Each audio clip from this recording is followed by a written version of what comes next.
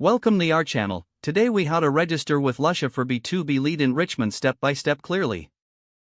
Visit the Lusha website to begin the registration process. Locate the sign up button prominently displayed on the home page.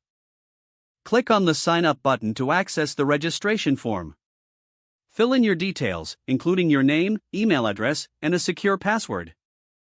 Make sure the email address you provide is valid for verification purposes. Review the terms of service and privacy policy before proceeding. Check the box indicating that you agree to the terms. Click the Create Account button to submit your registration. After submitting, check your email inbox for a verification email from Lusha. Open the verification email and click on the provided link to verify your account. Once verified, return to the Lusha homepage and click on the Login button. Enter your email address and password to access your account. Upon logging in, you will be prompted to complete your profile.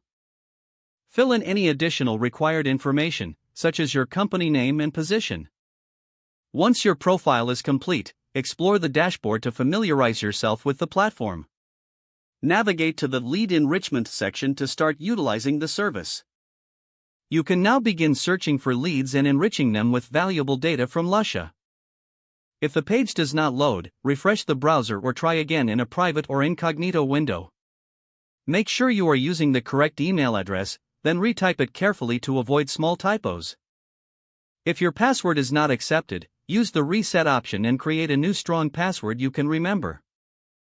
Check your spam folder for verification or security emails, then complete any requested confirmation steps.